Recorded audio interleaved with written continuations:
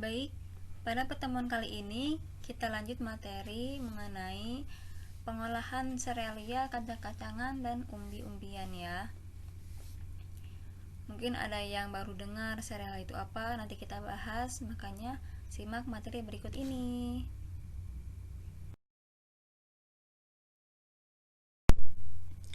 Untuk tujuan pembelajaran kali ini, diharapkan kalian mampu menjelaskan jenis-jenis dan manfaat dari bahan pangan serealia, kacang-kacangan, dan umbi-umbian gitu ya, dan juga menjelaskan teknik pengolahannya, teknik pengolahan yang kita bahas kali ini.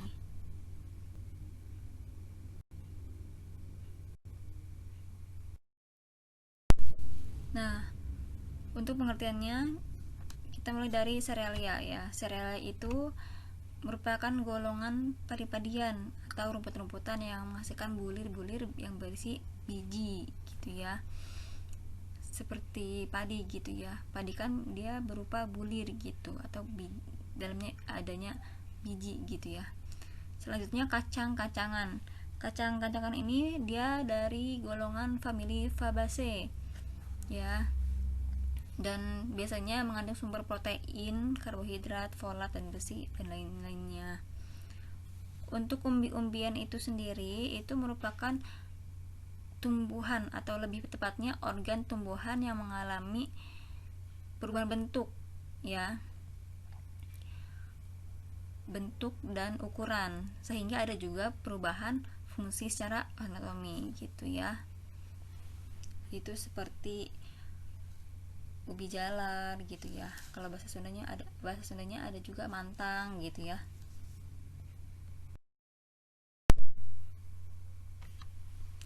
Nah, selanjutnya kita bahas mengenai jenis-jenis dari serealia. Nah, jenisnya itu bisa dilihat di sini ada beras, jagung, gandum, dan sorghum.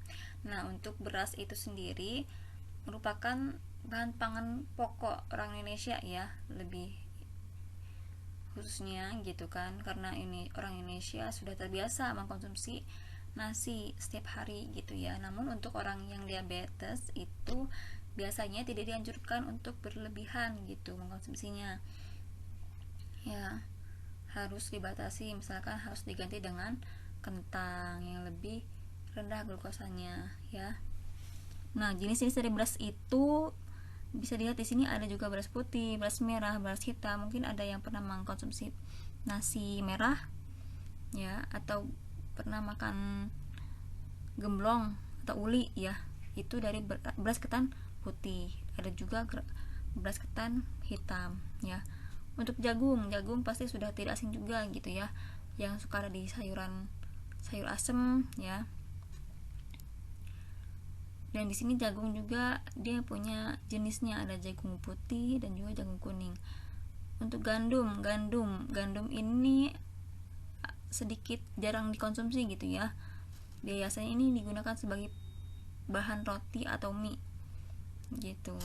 Namun ini juga gandum bisa digunakan sebagai pengganti beras atau nasi ya. Jika kita misalkan tidak ada nasi, bisa mengkonsumsi gandum gitu, karena gandum juga memiliki karbohidrat yang bisa memberikan energi untuk tubuh kita. Untuk sorghum itu tidak jauh lagi dari gandum gitu ya, masih mirip seperti gandum gitu.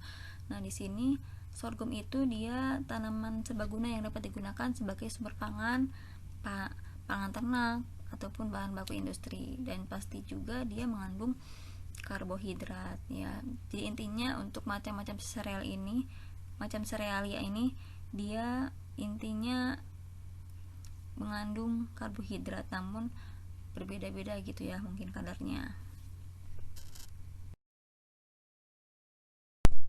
Selanjutnya kita kepada bahas kacang-kacangan ya. Kacang-kacangan itu pasti jenis-jenisnya kalian sudah mengenal ya, tidak asing lagi, seperti kacang tanah, kacang hijau, kacang kedelai ya, yang ada di tempe.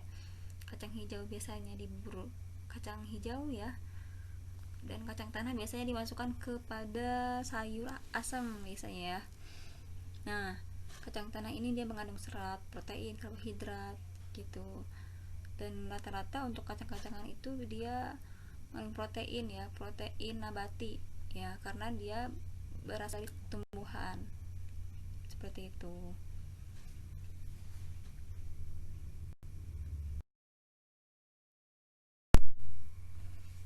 Selanjutnya itu mengenai umbi-umbian.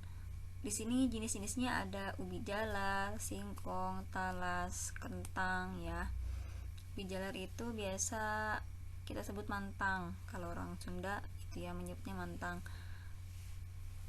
Ya. Ubi jalar ini dia mengandung karbohidrat. Jadi rata-rata di sini untuk umbi-umbian juga pasti mengandung karbohidrat, cuman tidak setinggi dari serealia gitu ya.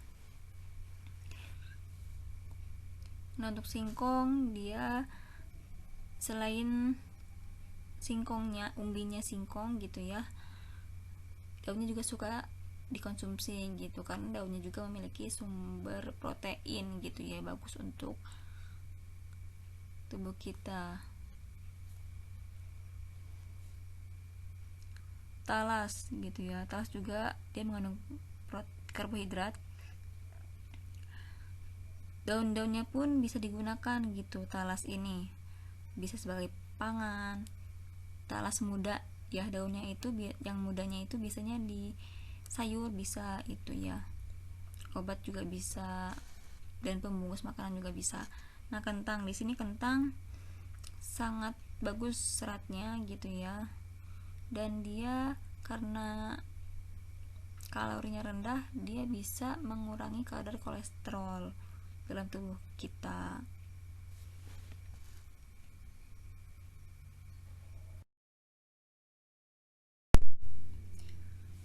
Selanjutnya kita membahas teknik pengolahan makanan panas basah ya. Jadi teknik pengolahan makanan itu selain secara panas basah, ada juga panas kering ya. Nah, di sini ada teknik mengetim. Teknik mengetim ini dia menggunakan dua wadah. Misalkan wadah yang pertama yang mengenal secara langsung dengan api, dimana dia juga menampung air gitu ya, dan baru wadah yang kedua dia ditaruh atau disimpan di atas panci yang pertama tadi gitu ya. Yang kedua ada teknik mendidih. Mendidih ini dia misalkan sayuran ataupun lauk pauk atau bahan pangan yang lain dididihkan dengan saus atau bahan cairan yang lainnya gitu ya. Teknik merebus di sini menggunakan banyak air. Teknik mengukus itu airnya di bawah, kita menggunakan saringan, terus makanannya atau bahan pangannya itu di atas. Menyetup juga sama ya, menggulai. Jadi dia menggunakan sedikit cairan gitu ya, untuk menumis bumbunya dulu gitu, tapi tidak terlalu banyak juga gitu, jadi sedang-sedang airnya ya. Ada juga teknik merebus dengan sedikit cairan, dan juga teknik merebus dengan menutup bahan pangan. Jadi untuk bahan pangan itu otomatis air yang digunakan pun atau cairan yang digunakan itu lebih banyak gitu ya. Selanjutnya teknik pengolahan makanan panas kering. Jadi pasti kalian udah tahu ya, teknik lebih kering itu seperti kayak teknik membakar atau grilling ya, sate gitu ya. Ada juga memanggang menggunakan oven menggunakan dua wadah gitu ya, kayak steam tadi dua wadah yang digunakan. Kalau ini cuman dia di oven gitu kan menggunakan. Ada juga memanggang dalam oven menambah kelembaban di sini. Ada juga memanggang kering, ini kayak cookies ya, biasa yang kalau bikin nastar atau apa gitu ya, kering ya, memanggang kering. Ada juga tumis itu dia menggoreng bumbunya dulu biasanya. Terus teknik menggoreng dengan sedikit minyak atau disebut dengan shallow frying. Dan juga ada juga teknik menggoreng dengan banyak minyak atau deep frying. Jadi minyak itu menenggelamkan makanan atau bahan makanan yang akan digoreng oleh kita, gitu ya.